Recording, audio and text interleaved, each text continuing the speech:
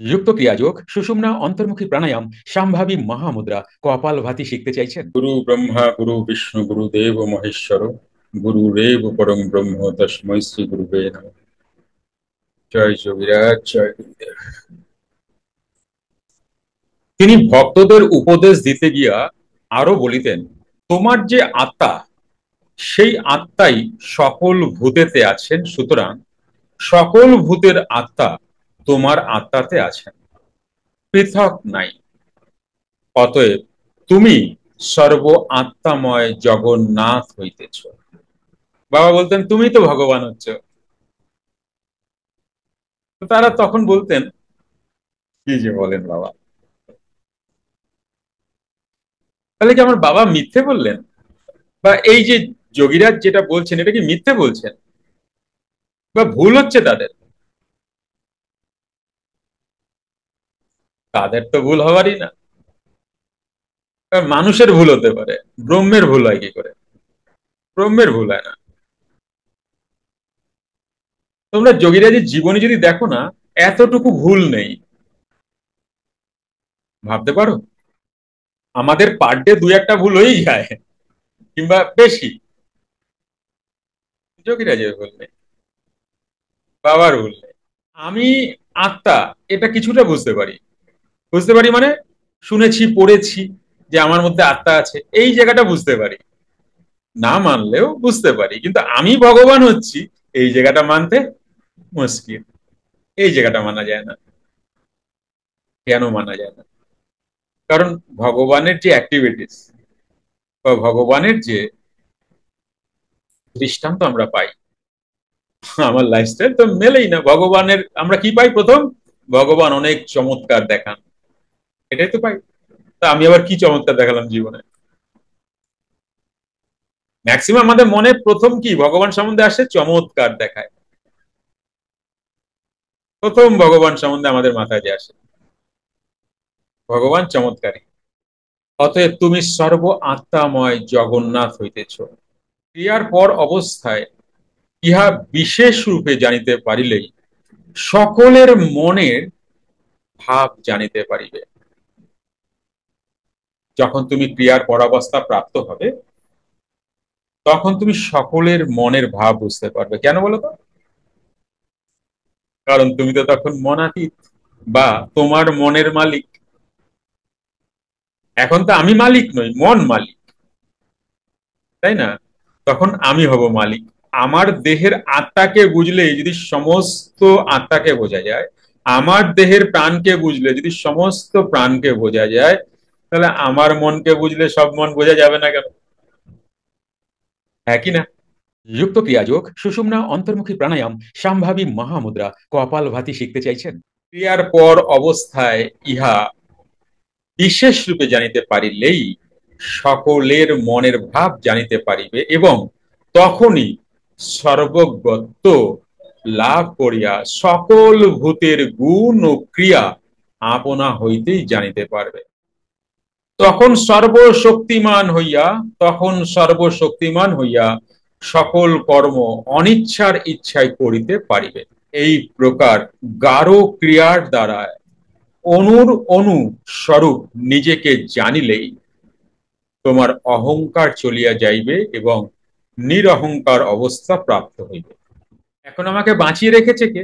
প্রাণ তো অবশ্যই, সাথে অনেকটা ভূমিকা পালন করে অহংকার,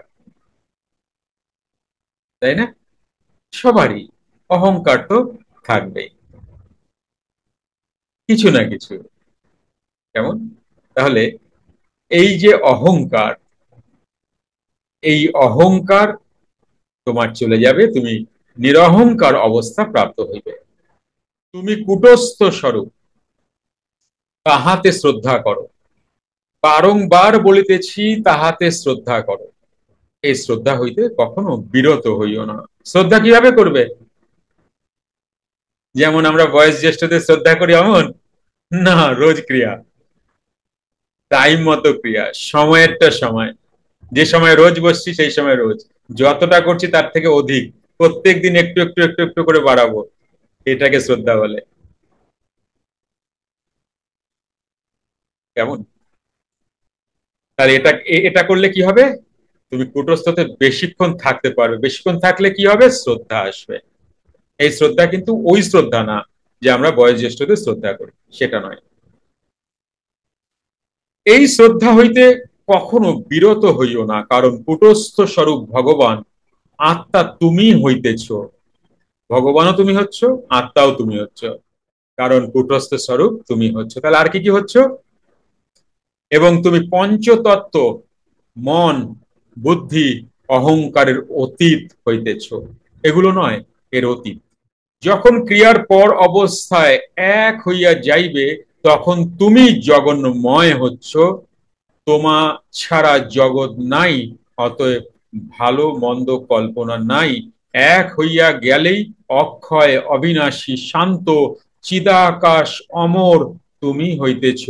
তখন তোমার আবার জন্ম, কর্ম, সংস্কার, অহংকার কোথায়?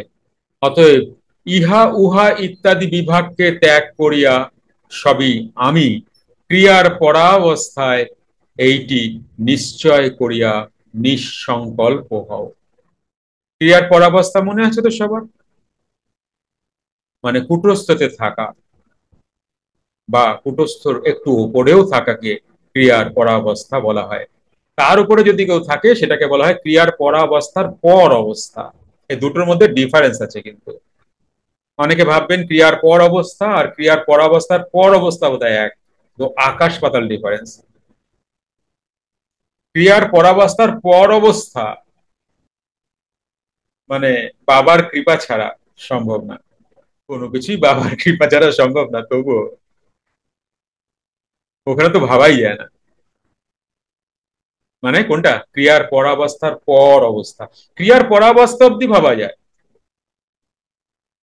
কিন্তু পর অবস্থা, তুমি নিজেতে নিজে না থাকায় এই বিশ্ব সংসার দেখিতেছ, কিন্তু যখন ক্রিয়ার পর অবস্থায় নিজেতে নিজে থাকিবে, তখন তুমি পরমার্থ স্বরূপ জগন্নাথ। একবার ভাবিয়া দেখো, তুমি ছাড়া অন্য কিছুই নাই। তুমি সংসারী, আবার তুমি অসংসারী। কারণ যখন তুমি অন্যদিকে মন দাও, তখন তুমি সংসারী। কি বুঝতে পারছো? যখন তুমি অন্যদিকে মন দাও, তুমি বলতে এখানে বাবা কোন তুমির কথা বলেছেন? কূটস্থ আমির কথা বলেছেন। এই কূটস্থ আমি যখন কূটস্থ স্মরণ না করে অন্যদিকে স্মরণ করি, মানে মনে চলে আসি, তখন আমি কি হচ্ছি? কারণ যখন তুমি অন্যদিকে মন দাও, তখন তুমি সংসারী হচ্ছ। আবার তোমাতে তুমি থাকিলে মানে কূটস্থে যদি তুমি থাকো, অর্থাৎ ক্রিয়ার পরাবস্থায় থাকিলে, তখন তুমি অসংসারী। তোমার সংসার কে কে নিয়ে সংসার? সেই সংসারই তো নাই। এই যে দেখছি এগুলো না, মনের সংসার, মন ইন্দ্রিয়ের সংসার বলা হচ্ছে। এই মন ইন্দ্রিয় তো এই সংসার করছে, তাই না? বুঝতে পারছো কি বলছি? তোমার ইচ্ছাতে এই বিশ্ব সংসার সব হইতেছে। এই জায়গাটা একটু বুঝবা। প্রথম হচ্ছে আমাদের ইচ্ছা কি? প্রথম, আমি বেঁচে থাকবো, তাই না? তারপরের ইচ্ছা কি? আমি সংসার করব। তারপরের ইচ্ছা কি? আমি আজকে হলুদ কালারের এইটা পরে বসবো। তারপরে ইচ্ছা কি? আমি একটা বৃন্দাবনের মালাটা, এটা আমার অনেক এটা ওপরে নিয়ে বসবো, যাতে সবাই দেখে ভালো লাগে, আমারে যাতে সুন্দর দেখায়, তাদেরও যেন মনে হাসি হাসি আছে আসে, বা সুন্দর লাগতেছে তো গুরুজিরে, তাই না? ইচ্ছা বুঝছো? কি বুঝতেছো? আমি ল্যাপটপ খুলবো, তোমাদের সাথে কথা বলবো, এই তো ইচ্ছা। প্রত্যেকদিন মানুষ 30 থেকে 40 হাজার চিন্তা ভাবনা, মানে ডিসিশন নেয়। চিন্তা ভাবনা ছাড়ো, চিন্তা ভাবনা তো আসে, ডিসিশন নেয়। একটা মানুষ ভাবতে পারো প্রতিদিন? ব্রেনের মেকানিজম এটা।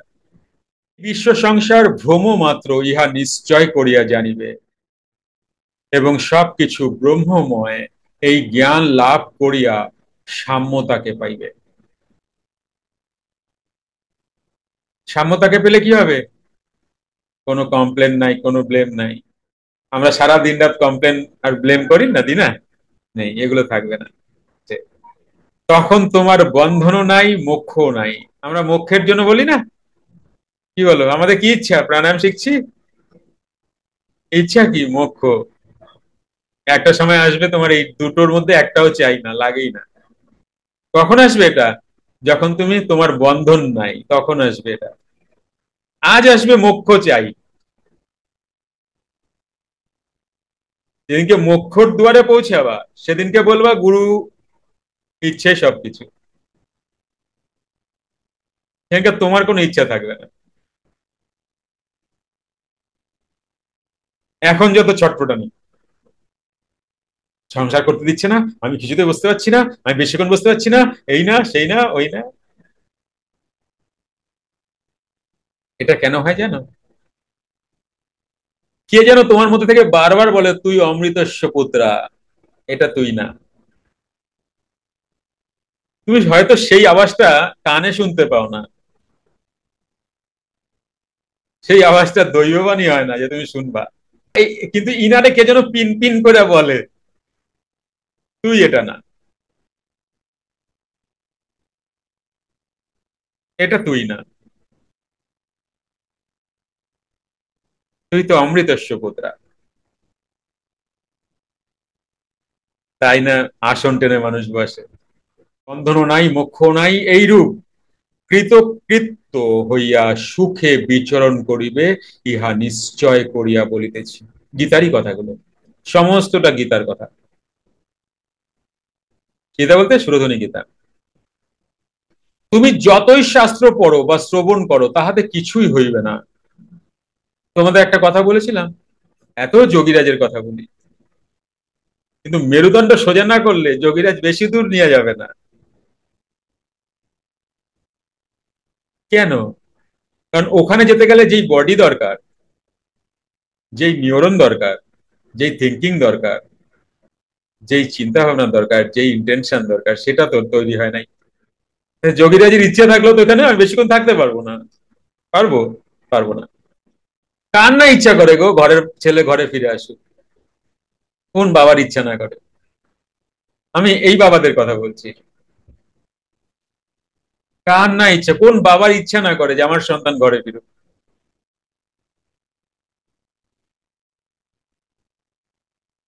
পরদেশে পরবাসে না কি মনে আছে রামকৃষ্ণদেবের ওই বিবেকানন্দের গান, পরবাসে। এই সব হইতে বিস্মরণ হইতে হইবে। এই যে এত কিছু জানি, কাজে লাগবে না। তাহলে বই পড়ে কি হবে বলো? বাবা বলছেন কিছু না করার থেকে কিছু করা তো ভালো।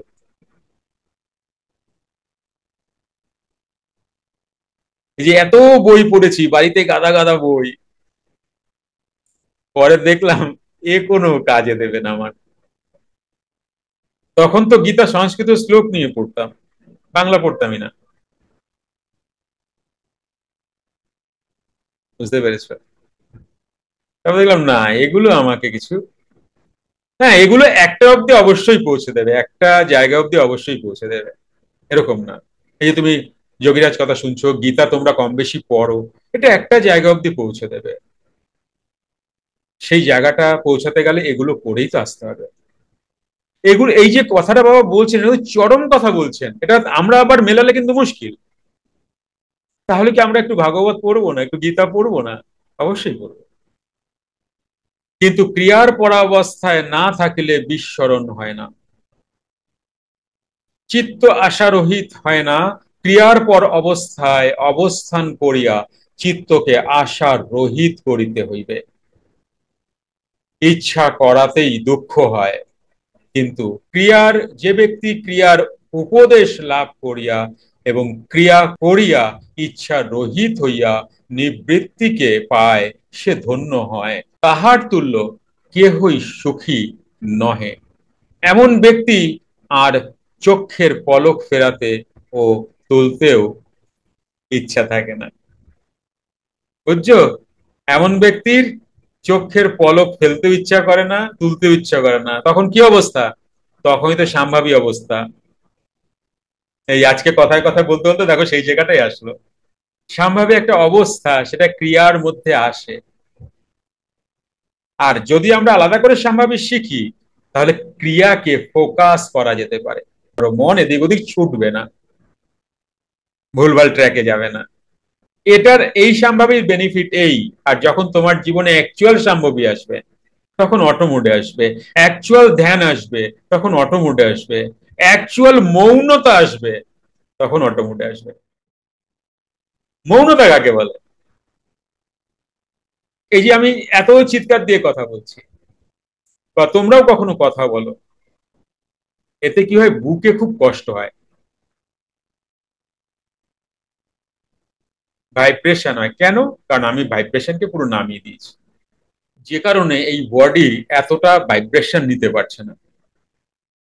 তিনি তখন আলস্যে হইয়া, কর্ম প্রবৃত্তি শূন্য হইয়া চুপচাপ পড়িয়া থাকেন। অতএব চিন্তা শূন্য হইলেই মোক্ষ, তখন ধর্ম, অর্থ, কাম, মোক্ষ সব কিছুতেই নিরপেক্ষ হয়।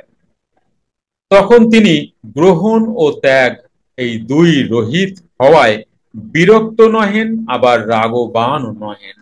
অবশ্য এই অবস্থা সকলে জানে না, যাহার হইয়াছে তিনি বুঝিতে পারেন, কেহই বুঝিবে না। যতই বলা হোক বা লেখা হোক, কেহই বুঝিবে না। অতএব ভালো মন্দর বিচার এবং ইচ্ছা রহিত হইলেই সংসার রূপ বৃক্ষের অঙ্কুর বিনষ্ট হয়। কিন্তু দুঃখ নিবারণের জন্য যদি কেহ সংসারকে ত্যাগ করিয়া অরণ্য, গিরি, গহ্বর, মঠ, মিশন বা আশ্রমে যাইতে চায় এবং সেখানে যাইলে সুখ লাভ করিবে এরূপ ইচ্ছা করে, তাহা হইলে সেও বদ্ধ, কারণ তাহার ইচ্ছা বর্তমান। কিন্তু এই সংসারে থাকিয়াও যিনি ক্রিয়া করিয়া ক্রিয়ার পরাবস্থা লাভ করিয়া ইচ্ছাতীত হন, তাহার সুখও নাই, দুঃখ নাই, বন্ধনও নাই, মোক্ষ নাই। কিন্তু যতক্ষণ এই দেহতে মমতা বা ইচ্ছা আছে, ততক্ষণ সে জ্ঞানীও নয়, যোগীও নয়, মুক্তও নয়, কেবল দুঃখের ভাগী। ইহা নিশ্চিত জানিও যে যতক্ষণ ক্রিয়া করিয়া ক্রিয়ার পরাবস্থায় ইচ্ছা রহিত না হইতেছ, সবকিছুই বিস্মরণ না হইতেছ, ততক্ষণ তোমার সামনে স্বয়ং ব্রহ্মা, বিষ্ণু ও মহেশ্বরও যদি আবির্ভূত হইয়া উপদেশ প্রদান করেন, কিছুই হইবে না। ইচ্ছা রহিত যিনি, তিনি সদাই একাকী রমণ করেন। সদাই একাকী রমণ করেন মানে কি? আমি আমার মধ্যেই থাকি। হ্যাঁ, সংসারে অনেকেই আছে, সোসাইটিতে অনেকেই আছে, কিন্তু আমি আর কারোর সাথে নেই, আমি একা। কেন একা? কারণ আমার মন নেই, মনের বিড়বিড়ানি নেই। ইচ্ছা রহিত যিনি, তিনি সদাই একাকী রমণ করেন। তাহার নিকট সবই ব্রহ্মময় হইয়া যাওয়ায় আর দুই থাকে না। তাহার ভোগ ও মোক্ষের ইচ্ছা না থাকায় তিনি তো মহাশয় হচ্ছেন। এমন ব্যক্তি বিরল। তখন তিনি কিছুই দেখেন না, অথচ সবই দেখেন। কারণ তাহার কারণ তখন তাহার দৃষ্টি শূন্য ব্রহ্মে থাকে। তিনি তখন জাগ্রতও নহেন, নিদ্রিতও নহেন। তাহার চক্ষুদয় উন্মিলিতও নহে, নিমিলিতও নহে। এ এক বিচিত্র অবস্থা। সুখ দুঃখ, সম্পদ বিপদ, নর নারী, লাভ অলাভ, বন্ধন মুক্ত সম জ্ঞান করেন। তাহার নিকট এ সকলের প্রভেদ থাকে না। তখন তাহার নিকট সব আছে, কিন্তু ইচ্ছা ও আসক্তির রহিত হওয়ায় কিছুই নাই। কোন অবস্থা? ক্রিয়ার পর অবস্থা। পাইলে খান, না পাইলে না খান। তখন চিত্ত শূন্য ব্রহ্মে থাকায় আপনাতে আপনি থাকিয়া নিজেই নিজেকে নমস্কার করেন। তখন তিনি, এটা ওঙ্কার ক্রিয়ার কথা বলা হচ্ছে, তখন তিনি স্বভাবে থাকায়, অর্থাৎ ক্রিয়ার পরাবস্থায় থাকায় ভাব এবং অভাব নাই, কারণ ভাব এবং অভাব ইহা কেবল চিন্তাযুক্ত জীবের বন্ধন মাত্র।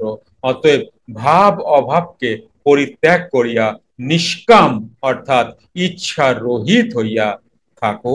তোমার কিছু জানিবার আবশ্যক নাই, কিছুই বলিবার আবশ্যক নাই, কিছু করিবারও আবশ্যক নাই।